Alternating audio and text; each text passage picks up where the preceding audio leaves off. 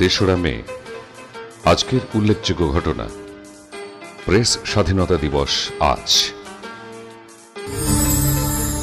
আনন্দময়ী মার আবির্ভাব তেসরা মে 1896 খ্রিস্টাব্দে, তিরোধান 27 অগস্ট 1982 খ্রিস্টাব্দে।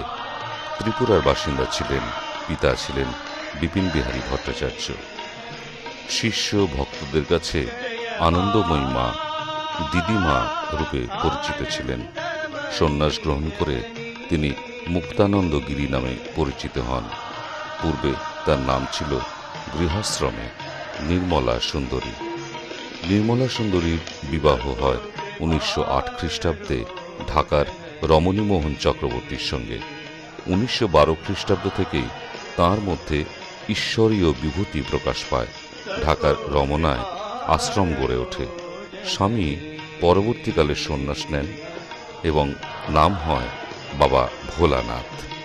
1932 খ্রিস্টাব্দে ঢাকা ছেড়ে চলে আসেন এবং তার কর্মধারা উত্তর ভারতের বিভিন্ন অঞ্চলে ছড়িয়ে পড়ে। বারাণসী, কঙ্খল প্রভৃতি স্থানে আশ্রম, বিদ্যাপীঠ, কন্যাপীঠ, হাসপাতাল গড়ে ওঠে।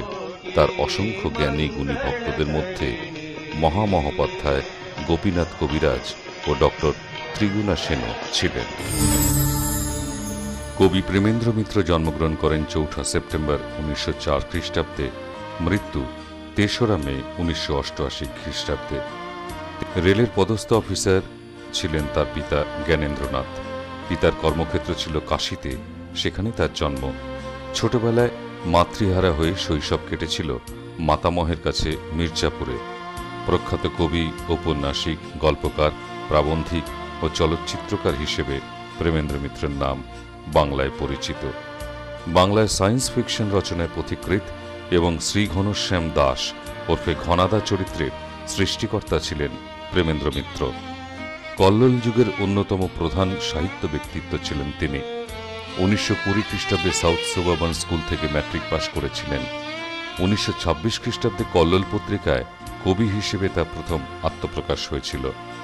পরবর্তীকালে আরও 3টি চরিত্র তিনি সৃষ্টি করেছিলেন: বিজ্ঞান গবেষক মামাবাবু, ডিটেকটিভ পরাশর বর্মা এবং ভূত শিকারী মেজকর্তা। তাঁর ছদ্মনাম ছিল কৃত্তিবাস ভদ্র। প্রমথেশ বড়ুয়ার অনুরোধে রিক্তা ছবির চিত্রনাট্য লিখেছিলেন প্রেমেন্দ্র মিত্র। তাঁরই সাফল্য চিত্রনাট্য রচনা কিছুকালে পেশা হয়ে দাঁড়িয়েছিল। 1943 খ্রিস্টাব্দে তাঁর পরিচালিত প্রথম ছবি সমাধান খ্যাতি অর্জন করেছিল। তার পরিচালিত 14টি ছবির মধ্যে ময়লা কাগজ ছিল বিশেষভাবে উল্লেখযোগ্য। প্রায় 70টি চিত্রনাট্য রচনা করেছিলেন প্রেমেন্দ্র মিত্র। তার রচিত গ্রন্থের সংখ্যা ছিল 1.5 শতাধিক। কাব্যগ্রন্থের জন্য আকাদেমি পুরস্কার পেয়েছিলেন 1957 সালে ও রবীন্দ্র পুরস্কার পান 1958 খ্রিস্টাব্দে। পদ্মশ্রী ও দেশিকোত্তম উপাধিতে প্রেমেন্দ্র মিত্র ভূষিত হয়েছিলেন।